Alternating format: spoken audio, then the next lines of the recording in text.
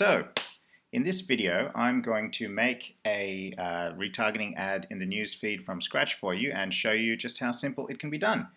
Alright, so basically I'm doing this in an account where I've already got the remarketing pixel added. It's in a site in the music niche. And so I've just gone to create new campaign in AdRoll, and obviously I want to do it in the newsfeed, so I click this nice big green button here, create Facebook newsfeed campaign, okay? So let's call the campaign name Remarketing Lead Gen, because as I said, you also need to know what the purpose of your campaign is, and for this one it's to get more opt-ins into our sales funnel. We've tweaked and created a new sales funnel which should do really well for converting, and also we sell a $247 product, so it's something where we need to get the opt-in, and we have a multi-step marketing process to generate that sale, because at that price point people typically don't just land on a website and hit buy. Okay, so my goal is to increase the amount of leads that come in, and that's where the money comes from. So it's saying set a weekly budget. To be honest, it's very hard to hit the maximum remarketing budget. If you look on the side here, it's got 10,000 to 25,000 visitors for $375 to $750. The site that we have actually doesn't get that much traffic, but it's all very targeted, so it generates a nice healthy income anyway. But for the purpose of this, let's just put it at $100. Nothing too crazy. What's that? It's about $14 a day. So I think it's something where most people who are interested in retargeting would be comfortable doing something like that. That being said, you can just set it to minimum budget of 25, or you can set it to whatever you want. If you've just created your new AdRoll account, you'll have 2 weeks of free advertising, I think about $60 anyway, so you'll probably want to set it to 30. But it doesn't, that's not a huge deal. All right, so the next thing we need to set up is the schedule. Okay, so we can have an ongoing schedule that is continuously trying to remarket our visitors back into a sales process, and that's what I'll be doing here. That being said, you also have things like specific start and end date, where, for example, if you're running a promotion, you can say to your retargeting list, you can put that out there, ending June, 18th, get a special discount on this, that, or the other.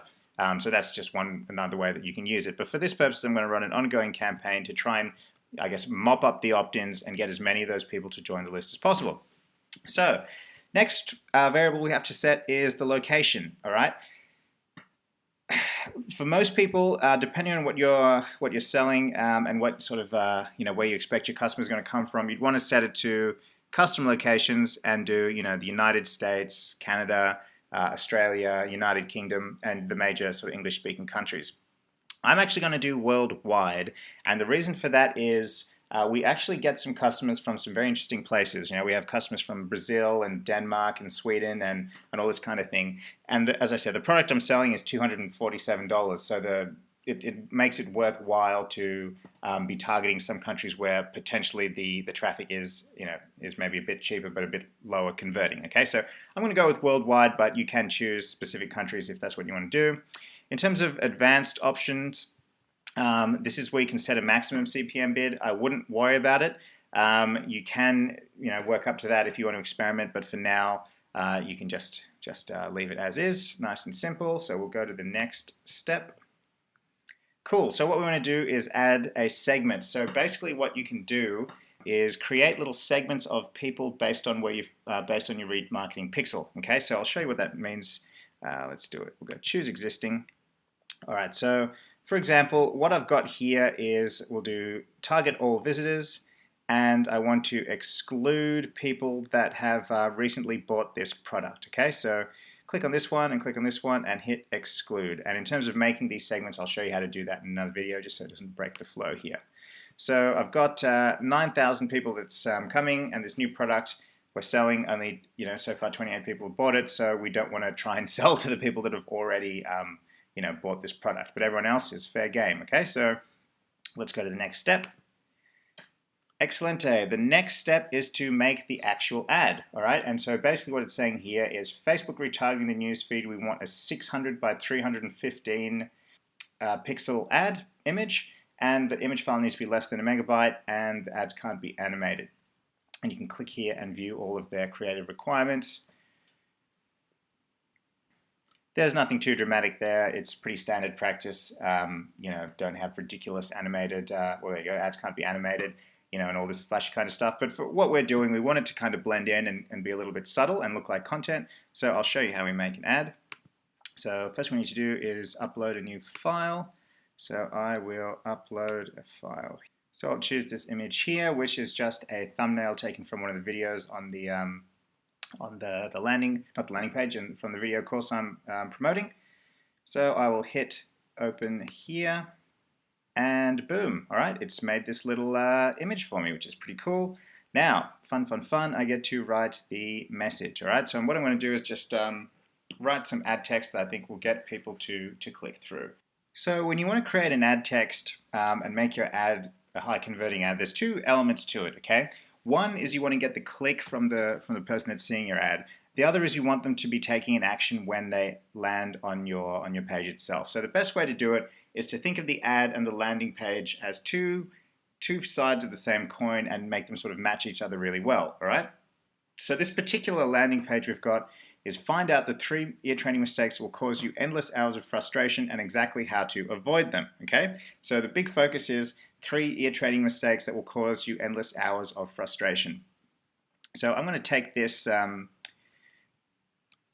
concept of 3 ear training mistakes and that will cause you frustration and put it into the ad text, and that will be one of the ways I'll do it. All right, so let's have a go at this. Cool. So pretty much what I've done so far is just take that headline exactly from the landing page, 3 ear training mistakes that will cause you endless frustration, and then I put it again here, 3 ear training mistakes. Now I need to enter into my URL. And what I've done with that is created a tracking link with ClickMagick so that I can track the opt-in rate there, and I put in a nice little group, remarketing test. So I'll put that link in here and enter the text for the body. Music education expert Scott Edwards discusses the 3 most common ear training mistakes. All right, so let's try that one out. We'll hit upload. And boom, we've created one ad. So now we can create another one.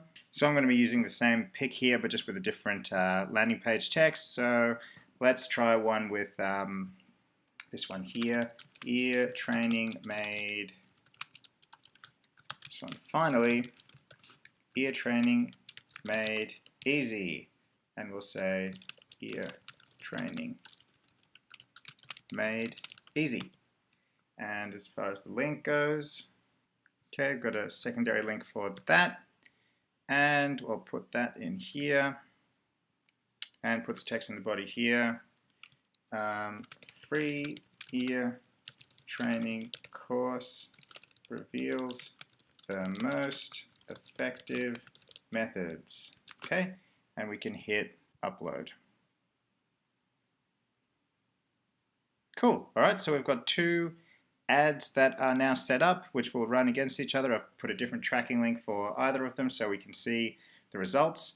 And next we just need to go to next step. So we've got our weekly budget at $100, displaying ads worldwide, targeting segment 1, which is people who have landed on the site, excluding buyers. And it's going to bill me here. And now we'll hit launch campaign.